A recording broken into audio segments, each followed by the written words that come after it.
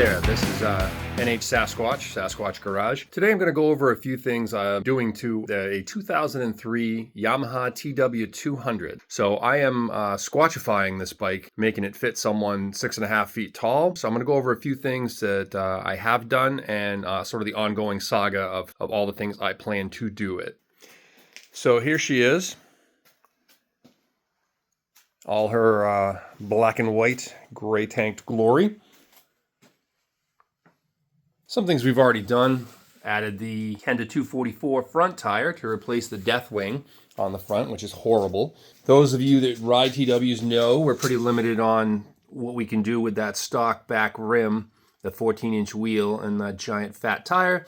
I do have a new stock tire coming just to replace this one, which is, I believe, the original tire, so 2003, do the math. So some of the things I've added this Seat Concepts tall seat. That has helped out quite a bit. I have added large foot pegs to replace the tiny little ones they give you, which are the same ones that they put on the PW50, by the way. One of the newest things I've done, if you can see this brake pedal, I stole this idea from somebody online. That's the stock foot peg cut down and then bolted over the top of the stock rear brake lever. And that makes a huge difference in my ability to reach that rear brake. I'm no longer searching for it almost under the engine case with my giant feet. It's right there. So today, one of the things I'm going to do is I just got this in the mail from Rocky Mountain ATV MC. We're going to take a look at replacing the headlight, the stock headlight in this bike. So as you can see, this is the stock headlight. I'll go ahead and kill the lights. So that's about it. There's your high beam. Nothing to write home about. All right, and here we are. Post LED headlight bulb install on the T-Dub. So I'm going to fire this guy up so you can see the difference. Shut them lights out. So here's the difference in low beam, high beam with that LED.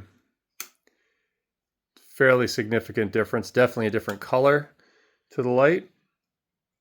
The bulb is as advertised by Rocky Mountain MC ATV. It's just a plug and play. All you had to do, if you've never worked on one of these guys, simple Phillips head screw there.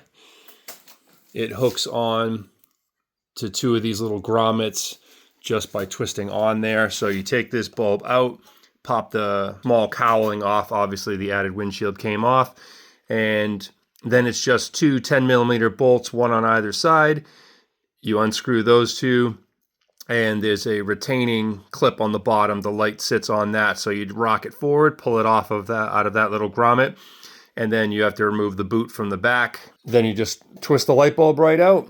Drop the new LED in. I did have to modify the boot to fit the much larger LED because the LED obviously has the built-in heat sink on the back of that bulb. So I had to cut that hole a little larger to make that fit over the bulb. But once I did that, it just fit all right back together. The retaining ring that holds the stock light bulb in fits right back over. So that's not a problem. And then everything fits right back in. The LED bulb doesn't stick out so far that it disrupts anything behind the headlight housing. Other than that, super simple. And now we get a lot more light.